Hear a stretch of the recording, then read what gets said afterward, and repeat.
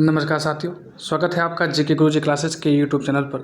आज हम इस वीडियो में बात करेंगे आपके राजस्थान कर्मचारी चयन बोर्ड के द्वारा आपकी जो नई एलडीसी की जो भर्ती है वो निकाली गई है।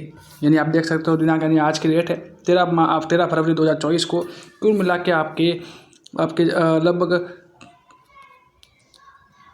4197 पद के लिए आपकी जो भर्ती है वो निकाली गई है।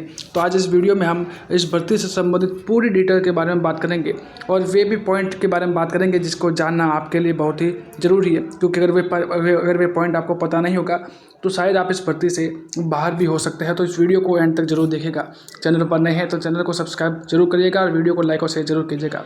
सबसे पहले बात की जाए आपके राजस्थान कर्मचारी चयन बोर्ड के द्वारा, तो ये आपकी जो भर्ती है वो आपके लिपिक ग्रेड 2 और कनिष्ठ सहायक संयुक्त सीधी भर्ती 2024 के बारे में है। यानी कुल मिला के आपके जो भर्ती है वो आपके एलडीसी की जो भर्ती है वो आपके ये भर्ती रहने वाली है। साथ ही ये भी बात जरूर याद रखिएगा कि ये जो आपकी जो भर्ती है वो आपके सीनियर सेकेंडरी यानी कि आपकी जो 12th लेवल की जो आपकी जो भर्ती है वो आपके रहने वाली है। यानी इस लेवल की जो भर्ती है वो आपके रहने वाली है। साथ ही अगर पदों के बारे में हम बात करें तो इसमें आपके जैसे शासन सचिवालय विभाग है उसमें आपके जो लिपिक ग्रेड 2 है उसमें नॉन टीएसपी में आपके 584 पद है, जबकि टीएसपी में कोई भी पद नहीं है। यानी कुल मिला के इसमें 584 पद हो जाएंगे। उसके बाद राजस्थान लोक सेवा आयोग है, इस विभाग में आपके लिपिक ग्रेड 2 के लिए आपके कुल मिला के आपके 61 पोस्ट है आपको देखने को मिलेगी। इसमें भी आपके टीएसपी के लिए आपके कोई पद नहीं है, यानी कुल मिला के आपके 61 पद हो जाएंगे।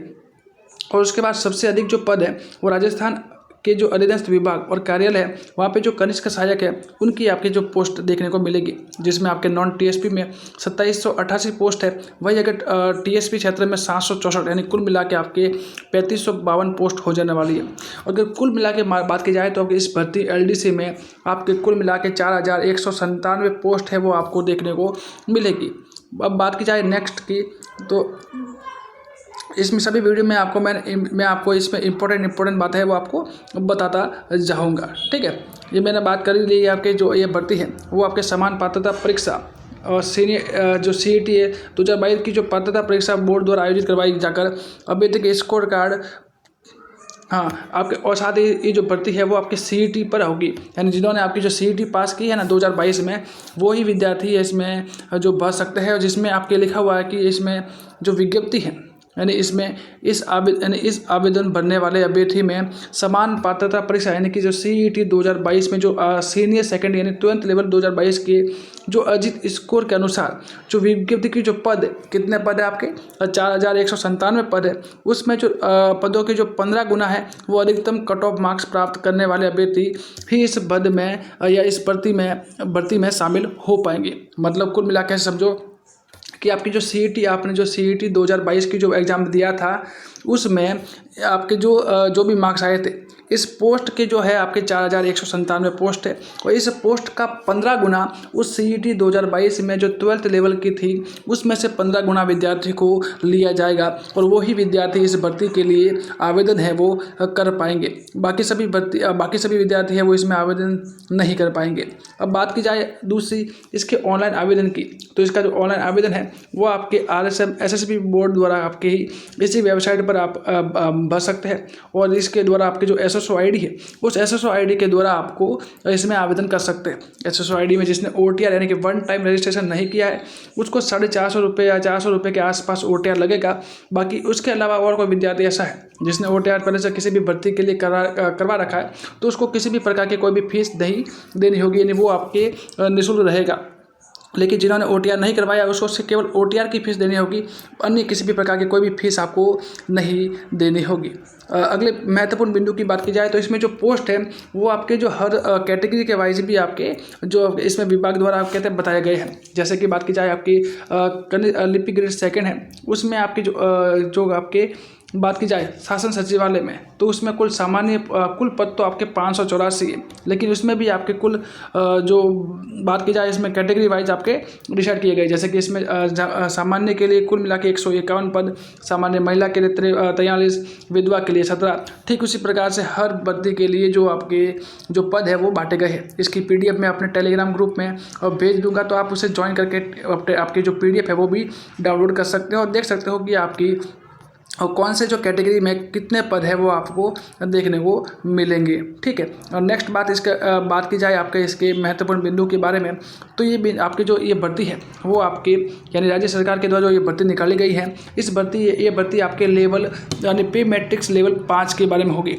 यानी लगभग बात करूँ मैं तो आपके ये जो लगभग 5,000 से लगाकर 20,000 की जो भर्ती है, यानी इसके बीच में होगा, और 5,000 से लगाकर 20,000 की जो भर्ती है ये होगी। अब इतनी ही तनख्वाह आपको नहीं मिलेगी, इसके अलावा भी आपके और जो है कि आपके जो पैसे हैं और भी जुड़ते हैं, जैसे कि आपके एचआर है, आपके जो एसआई है, वो सारे आपके जुड़कर इससे भी कई ज़्यादा आपके हो जाएंगे। इसमें लिखा हुआ ना, इसमें मकान किराया बढ़ता है, महंगाई बढ़ता है, आपके डीए है, सारे जो चीज़ें हैं वो इसमें जुड़ेगी, और इसमें और भी आपके जो सैलरी है वो आपके बढ़ेगी। ठीक है, बात की जाए अगर पात्रता की, तो पात्रता होगी आपके किसी भी रिकॉग्नाइज बोर्ड के द्वारा आपने 12th पास कर रखी हो। अगर आप 12th पास हैं तो इस भर्ती के लिए आवेदन आप निश्चित रूप से कर पाएंगे। इसके साथ ही जो 12th जो बोर्ड है उससे सिमिलर जो भी आपकी जो और भी कोई डिग्री कर रखी है तो वो भी आप इसमें भर सकते हैं। साथ ही इसमें लिखा हुआ है कि आपको देवनागरी लिपि में हिंदी में कार्य करने का ज्ञान हो, और साथ ही राजस्थान की संस्कृति है उसका भी ज्ञान हो, तो ये तो आप सबको रहता ही है। इसमें एक बात आपको सबसे इम्पोर्टेंट बात यह है कि कोई विद्यार्थी ऐसा है जिन्होंने सीईटी क्लियर तो कर दी है, साथ ही जो आपके जो या फिर जो अपेयरिंग में है और जो 12th में है या किसी भी प्रकार के अपेयरिंग में है या फिर किसी अन्य डिग्री में भी है, जैसे 12th के समक्ष जो आपके इतनी सारी डिग्री दी रखी है उसमें भी जो कोई विद्यार्थी ऐसा है जो अपेयरिंग कर रहा है तो वो उसकी जो अपेयरिंग वाली जो है क्लास है वो आपके इसमें आवेदन कर सकते हो। अपेयरिंग वाला विद्यार्थी है वो इसमें आवेदन कर सकता है, लेकिन ये बात ध्यान रखना है कि जब इसका एग्ज़ाम होगा, जब आपके एलडीसी का एग्ज़ाम होगा तब तक आपके जो अपेयरिंग वाला जो भी जिस क्लास में हो वो आपकी अपेयरिंग पूरी होनी चाहिए, वरना इसके लिए आपको अयोग्य माना जाएगा। तो इस बात का आप ज़रूर ध्यान रखिएगा।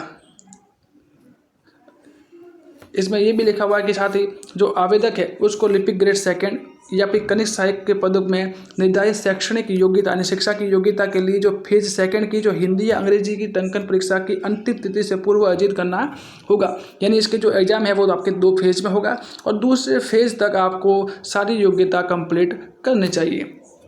और नेक्स्ट बात की जाए अगर आयु की कि कौन से विद्यार्थी है वो इसमें आवेदन कर सकते हैं, तो सामान्य रूप से मैं कहूँ तो इसमें 18 से लगाकर आपके 40 वर्ष तक के जो सभी विद्यार्थी है वो इसमें आवेदन कर सकते हैं। इसमें जो आपके आयु की जो गणना है वो आपके 1 जनवरी 2025 से होगी। यानी अगर आप अपने जो आयु है वो अगर 1 जनवरी 2025 से काउंट करोगे और अगर आपकी आयु 18 से 40 के बीच में है तो आप इसमें निश्चित रूप से आप आवेदन कर पाओगे।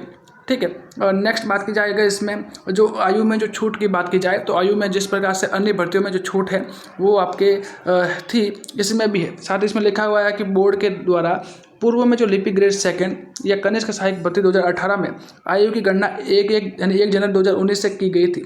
इसके बाद भर्ती नहीं होने के कारण सभी आवेदकों को अंतिम आयु सीमा से 3 वर्ष की अतिरिक्त छूट भी आपके होगी।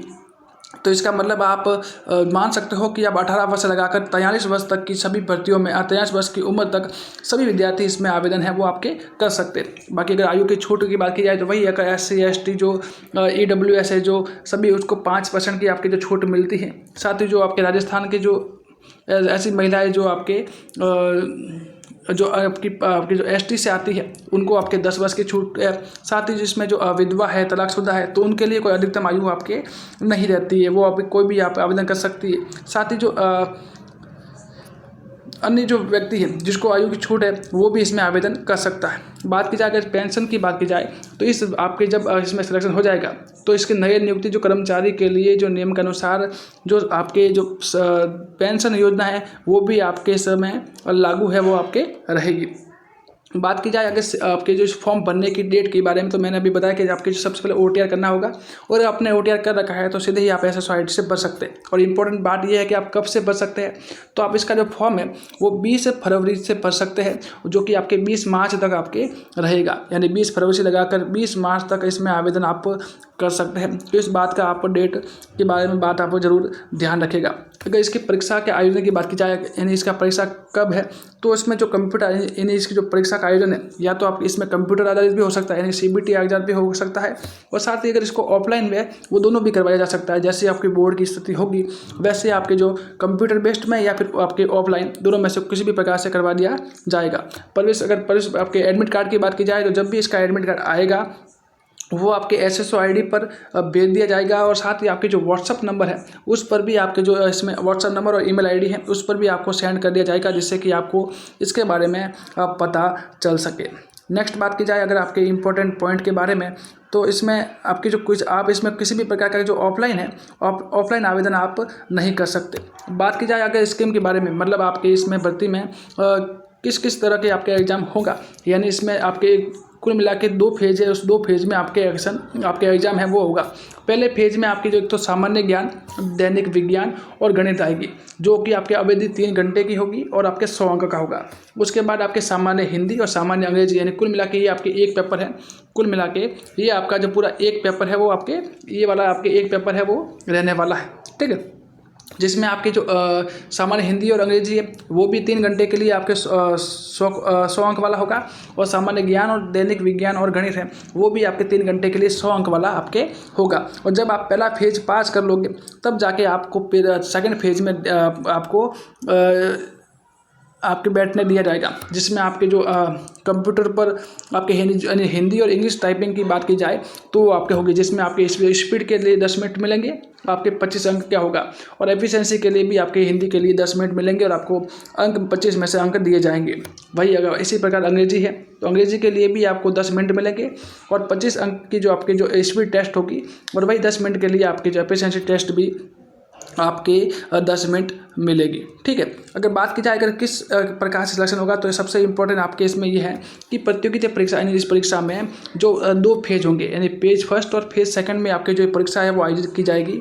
और फेज आपके जो पहला फेज होगा वो पूरा ही आपके ऑब्जेक्टिव टाइप, यानी कि वस्तुनिष्ठ परीक्षा में वस्तुनिष्ठ प्रकार के जो प्रश्न है आपको इस भर्ती में देखने को मिलेंगे। अब पहले बात की जाए इसमें कि जो फेज फर्स्ट है उसमें फेज फर्स्ट जो व्यक्ति पास होगा तो किस आधार पर उसमें पास आपके होगा। तो मैंने बताया कि जो फेज फर्स्ट है ये लिखा हुआ है कि आपकी जो फेज फर्स्ट है, ये लिखा हुआ ना आपके फेज फर्स्ट, इस फेज फर्स्ट में आपके 2 चीज़ें, एक तो सामान्य ज्ञान, दैनिक विज्ञान और गणित है, और दूसरा है आपके सामान्य हिंदी और सामान्य अंग्रेजी। जिस व्यक्ति के दोनों ही सेक्शन में आपके 40% अगर नंबर आए तो ही वो विद्यार्थी आपके फेज सेकंड में आपके योग्य माना जाएगा। इसमें यही बात ये बता रहा है कि विज्ञप्ति रिक्तियों की संख्या के 3 गुने, जितने आपके पद होंगे उसके 3 गुने विद्यार्थी आपके फेज सेकंड के लिए पास किए जाएंगे, जिसमें आपके फेज फर्स्ट के दोनों प्रश्न पत्र, यानी आपके 2 पेपर होंगे आपके 100 अंक के, जिसमें प्रत्येक प्रश्न पत्र में 40 अंक है वो आपको लाना अनिवार्य होगा, और यानी 40% अंक प्राप्त करने वाले विद्यार्थी को ही फेज सेकंड में प्रवेश दिया जाएगा। किंतु उक्त रेंज में उन समस्त अभ्यर्थियों को भी सम्मिलित किया जाएगा जो अंकों में समान प्रतिशत प्राप्त करेंगे, और बोर्ड के द्वारा ऐसे किसी भी अभ्यर्थी की सिफारिश नहीं करेगा जो आपके कनिष्ठ सहायक सेकंड पद के लिए फेज फर्स्ट में न्यूनतम अंक 10% और न्यूनतम 40% अंक और फेज सेकंड के लिए प्रश्न पत्र में न्यूनतम 36 अंक प्राप्त करने में असफल रहा हो। यानी किसी भी प्रकार से अगर आपके 40% अंक नहीं आते तो आपको फेज सेकंड के लिए आपको नहीं लिया जाएगा। वही याद रखिएगा कि जो फेज सेकंड है उस फेज सेकंड में आपको 36% अंक लाने बड़े ज़रूरी होंगे, वरना आपके लिए अगर आप फेज सेकंड में सेकंड फेज में अगर आप 36% अंक नहीं लाते हैं तो आपको इसके लिए इसके लिए आपको अयोग्य माना जाएगा। साथ ही जो अन्य जो वर्ग है जबकि SC और ST हैं उनके लिए आपकी जो 5% की इसमें जो छूट है वो आपके दे रखी है, ठीक है। तो यही आपके 32 से समझ इसमें भी, और साथ ही ये भी ध्यान रखिएगा कि इसमें आपके 5% आपके 5 ऑप्शन है वो आपको जो काले गोले करने के लिए देखा जाएगा। साथ ही इसमें 1/3 आपके माइनस मार्किंग है वो आपके रहेगी। साथ ही ये भी याद रखिएगा कि आपको इसमें 10 मिनट है, अब क्योंकि जो कि इसमें अब 5 ऑप्शन आने लगे हैं तो 5वें ऑप्शन यानी 5वां गोला भरने के लिए आपको 10 मिनट अतिरिक्त मिलेगा। साथ ही जिस अभ्यर्थी के द्वारा 10% से अधिक प्रश्नों के को किन्हीं 5 गुणों में गहरा नहीं किया, यानी अगर 10% से अधिक प्रश्नों को अगर 5 में से किसी भी गुणे को गहरा नहीं किया है तो आपको इस पूरी भर्ती प्रक्रिया के लिए अयोग्य माना जाएगा। तो मैंने आपको इस भर्ती से संबंधित सभी बातें हैं जो आपको जाननी चाहिए थी, सभी के बारे में मैंने इस वीडियो में बात की है। अगर अगले वीडियो में आपके लिए मैं इस भर्ती का क्या सिलेबस रहेगा और किस तरह से आप इसकी तैयारी कर पाओगे, इसके बारे में हम अगले वीडियो में बात करेंगे। तब तक के लिए आप इस चैनल को सब्सक्राइब करके रखिएगा और वीडियो अच्छा लगा तो इसे लाइक और शेयर जरूर करिएगा। मिलते हैं नेक्स्ट वीडियो में, तब तक के लिए पढ़ते रहे, बढ़ते रहे।